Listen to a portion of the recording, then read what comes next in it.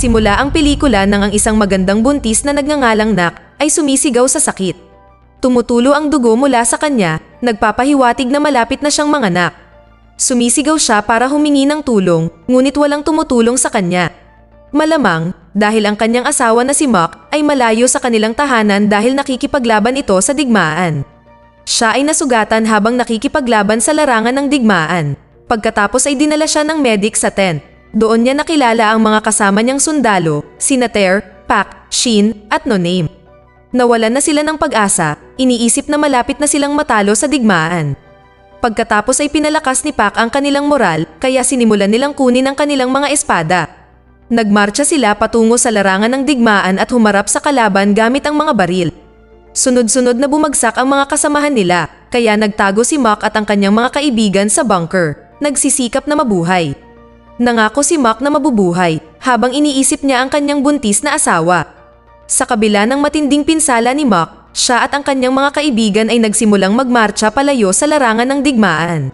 Nakaya nilang mabuhay at tuluyang sumakay ng bangka pabalik sa kanilang bayan. Si Mock ay nahihirapan pa rin dahil sa kanyang mga sugat. Samantala, sinisigaw ni Nak ang pangalan ni Mock habang hawak ang kanilang baby.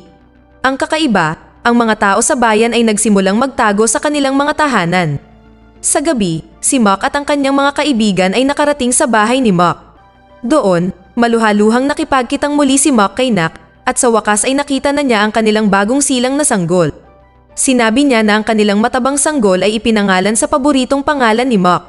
Pagkatapos nito, ipinakilala siya ni Mock sa kanyang mga kaibigan at nabighani sila sa kanyang kagandahan.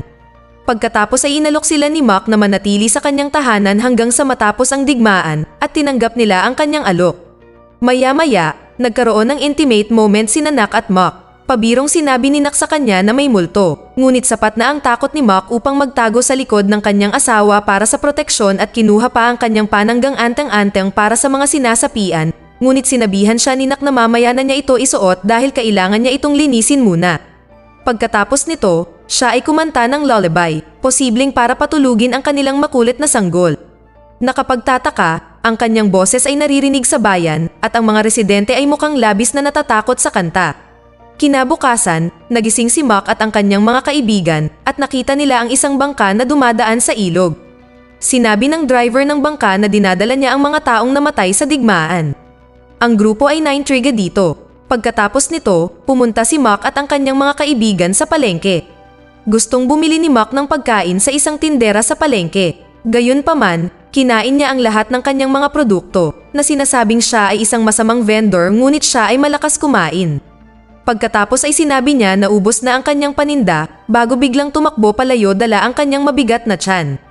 Pagkatapos ay pumunta si Mock upang bumili ng isda mula sa isang tindero, ngunit pinakawalan ng nagtitinda ang mga isda sa basket na sinasabing hindi niya ipinagbibili ang mga ito at hindi nagtagal ay tumakbo din ang tindero dala ang kanyang malansang puwet. Tila sa puntong ito ay sinusubukan ng mga nagtitinda sa palengke na iwasan ang pakikitungo kay Mock. Pagkatapos nito, pumunta si Mock sa isang lasing na nagbebenta ng alak para mag-apply ng trabaho. Ang nagbebenta ng alak na nagngangalang Miss Vodka ay nagsabi na hindi sila naghahanap ng bagong aplikante. Nakilala niya si Mock at biglang nabalisa. Sinabi pa niya sa kanya na kailangan niyang tumingin sa pagitan ng kanyang mga binti. Sinubukan niyang banggitin na makikita nila si Nak at ang kanilang sanggol na mga multo. Gayunpaman, tinakpan ng anak ni Miss Vodka ang kanyang malaking bibig, kaya nalilito si Mock at ang kanyang mga kaibigan sa sitwasyong iyon. Maya-maya ay uminom ang mga kaibigan ni Mock sa tabi ng ilog. Ipinaalam sa kanila ni Shin na ayon sa alamat, ang pagtingin sa pagitan ng mga binti ay isang paraan upang makumpirma kung ang isang tao ay isang multo.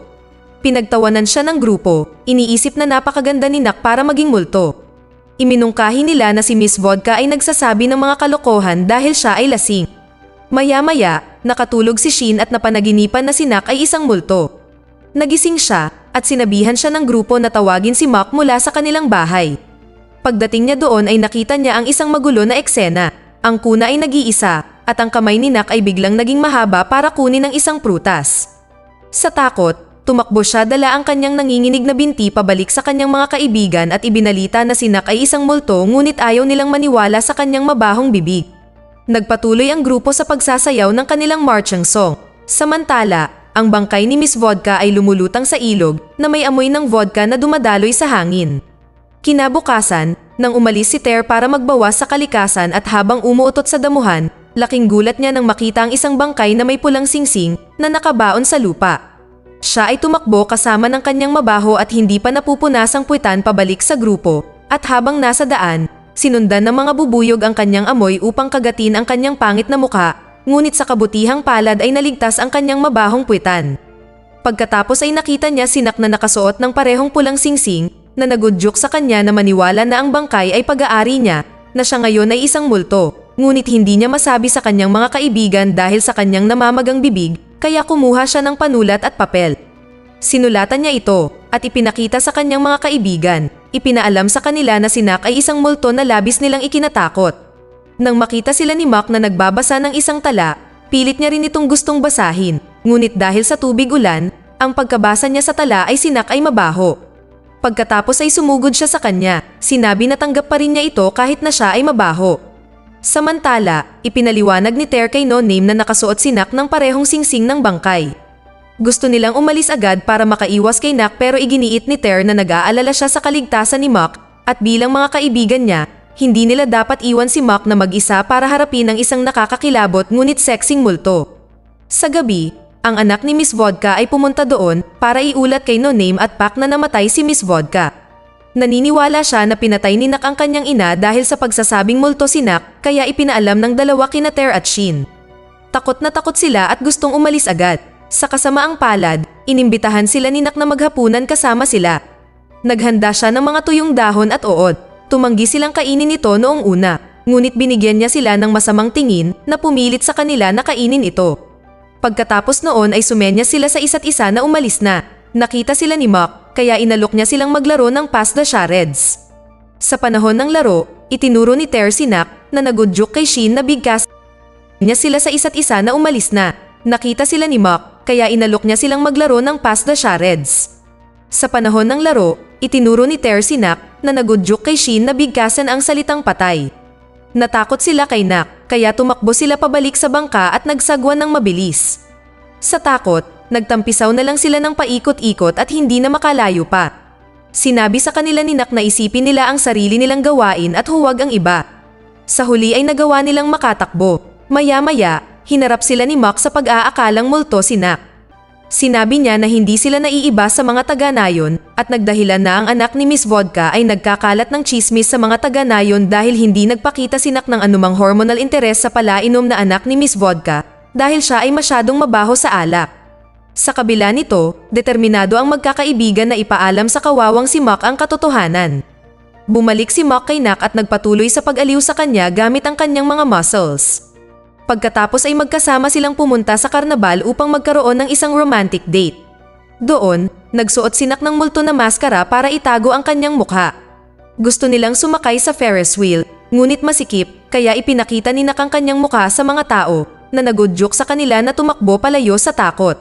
Doon, tinanong siya ni Nak kung magagawa niyang mabuhay nang wala siya. Sumagot siya na hindi niya ito matitiis, na sinasabing hindi niya kayang ipagpatuloy ang pamumuhay nang wala siya. Pagkatapos nito, pumunta ang dalawa sa haunted house. Doon, balak ng mga kaibigan ni Mac na kidnapin si Mac palayo sa kanya. Si Ter ay nagdala ng banal na bigas bilang kanilang sandata sa depensa. Sina Mac at Nak ay naglakad sa loob ng haunted house. Doon, lahat ay natatakot sa kanya at napipilitan silang tumakbo palayo sa kanila sa takot. Maya-maya, habang naglalakad sila, dinukot si Mac ng mga kaibigan niya at dinala siya palayo sa kanya. Sa kasamaang palad, hindi sila makaalis dahil nakalock ang pinto. Itinago nila si Mac at nagkunwaring multo sa haunted house. Dumating si Nak para hanapin si Mac, ngunit hindi niya nakilala ang mga ito.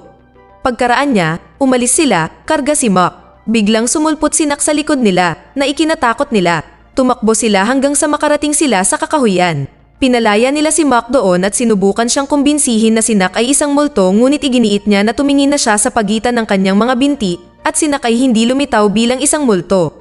Lumayo siya at di nagtagal ay nakita siya ng kanyang mga kaibigan na nagdurusa sa sakit dahil sa kanyang mga sugat.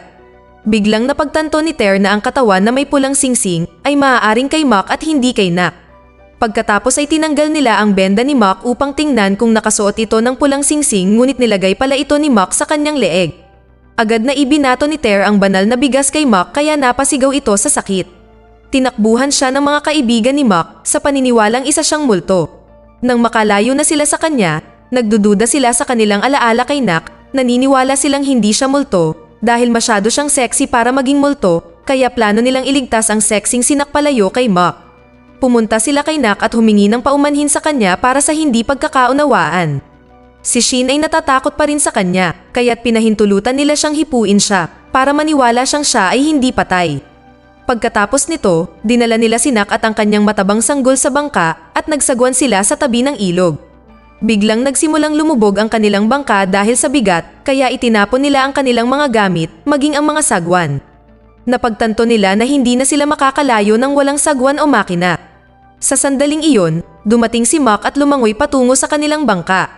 Lahat sila ay natakot at ipinaliwanag kay Nak na si Mock ay namatay mula sa digmaan at ngayon siya ay isang purong multo. Ngunit siya ay tumangging maniwala sa kanila.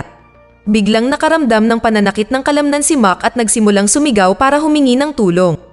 Napagtanto ng kanyang mga kaibigan na maaaring siya ay hindi patay dahil hindi nalulunod ang mga multo, kaya tinulungan nila siya. Ipinaliwanag niya na sumisigaw siya sa sakit mula sa banal na bigas dahil tumama ito sa kanyang mga sugat. Tinanong tuloy ni Ter kung sino ang totoong multo kung hindi si Mock. Ang pulang singsing ay biglang nalaglag mula kay No-Name na naging dahilan upang maniwala silang siya ang multo, kaya itinapon nila siya mula sa bangka. Pagkatapos ay sumagwan sila gamit ang kanilang mga kamay. Iniabot sa kanila ni Nak ang sagwan para mabilis nilang maitulak ang bangka. Sa oras na iyon, nalilito si Ter kung paano nakuha ni Nak ang sagwan mula sa malayo, kaya nagsimula siyang maniwala na si Nak ang multo noon pa man, kaya tumingin siya sa pagitan ng kanyang mga paa at nakumpirma na si Nak ang multo dahil siya ay nakahawak kay Mock gamit ang kanyang pahabang kamay. Si Mock at ang kanyang mga kaibigan ay sumisid sa ilog at lumangoy palayo. Tumanggi si Mock na iwan siya, kaya hinampas ni Pak ang kanyang ulo para makatulog siya. Nang maglaon, dinala nila si Mock sa templo ng mga Budista. Ang maskulado ngunit kalbo na monghe na may palayaw na Monk Baldy ay sinabi sa kanila na huwag lalabas sa magic thread para maging ligtas sila laban kay Nak. Biglang naramdaman ni Pak ang pagtulo ng tubig mula sa kisame, lumalabas na sira pala ang bubong. Ipinaliwanag ng monghe na walang nag-donate para ayusin ito. Nakarating si Nak sa templo at gusto siyang tulungan ni Mock ngunit pinigilan siya ng kanyang mga kaibigan. Humingi ng holy water si Monk Baldy, ngunit natapon ito ni Pak kaya humingi ng holy rice si Monk Baldy, ngunit ipinakain ito ni Shin sa mga ibon. Sinimulan nilang pag-alitan si Shin at hindi sinasadyang nasipa ang maskuladong Monk Baldy palabas sa magic thread. Sa takot, iniwan sila ni Monk Baldy at tumakbo dala ang kanyang muscle at kalbong ulo palayo sa templo. Pagkatapos nito, ang grupo ay magkakadikit sa magic thread. Dahan-dahang lumapit sa kanila si Nak, kaya tumakbo sila sa kabilang pinto, ngunit nandoon si No-Name, dahilan para tumakbo sila pabalik sa loob dahil naniniwala silang multo din siya. Napagtanto ni Ter na naligo si Pak ng banal na tubig, kaya nagpa siya silang itulak ang kanilang sarili patungo kay No-Name. Hindi sinasadyang nagtulak ito kay Pak na mahalikan si No-Name. Pagkatapos nito, nagawa nilang palayain ang kanilang sarili mula sa thread. Napagtanto nila na si No-Name ay hindi nasaktan ng banal na tubig, kaya sinabi ni No-Name na hindi siya multo at ipinaliwanag na nasa kanya ang singsing dahil ninakaw niya ito mula sa bangkay upang ibenta niya ito sa kalaunan. Napagtanto nila na naroon pa rin si Nak, nakatingin sa kanila. Tinangka nilang tumakas, ngunit biglang nagsara ang lahat ng pinto at bintana. Nawala si Nak at nakita nila siya sa itaas nila. Nakabaliktad siya sa kisame. Habang nakatingin sa kanila, tinanong sila ni Nak kung bakit nila nilalayo si Mock sa kanya. Sinabi ni Ter na siya ay isang masamang multo dahil sa pagpatay kay Miss Vodka, ngunit ipinaliwanag niya na hindi niya pinatay si Miss Vodka. Lumalabas na si Miss Vodka ay nalunod sa ilog dahil sa pagkalasing. Sinabi pa niya sa kanila na gusto lang niyang makasama si Mock at nagsimula siyang umiyak. Unti-unting humahaba ang kamay niya para hawakan si Mock. Ang kanyang mga kaibigan ay tumakbo sa takot, ngunit nagpa siya si Mock na dahan-dahang lumapit sa kamay ni Nak. Naluluha siya at pinunasan ni Nak ang kanyang mga luha. Pagkatapos ay humingi siya ng paumanhin sa kanya sa hindi pagsasabi ng totoo, sinabi na gusto lang niya itong makasama. Bilang tugon, isiniwalat ni Mock sa kanya na alam na niyang multo siya sa simula pa lang. Lumalabas na nakumpirma na ito ni Mock nang tingnan niya ito sa gitna ng kanyang mga binti. Hinanap niya ang bangkay nito at niyakap ito habang umiiyak. Pagkatapos ay ipinahayag niya na gusto niya makasama siya kahit multo na siya. Siya ay tumugon na ito ay imposible dahil hindi maaaring magsama ang patay at ang buhay. Ngunit sinabi niya na maaari silang magpanggap at patuloy na mamuhay ng normal. Sinabi niya na dapat ay patay na siya sa digmaan, ngunit ang pagmamahal niya sa kanya ang nagbigay sa kanya ng kagustuhang mabuhay.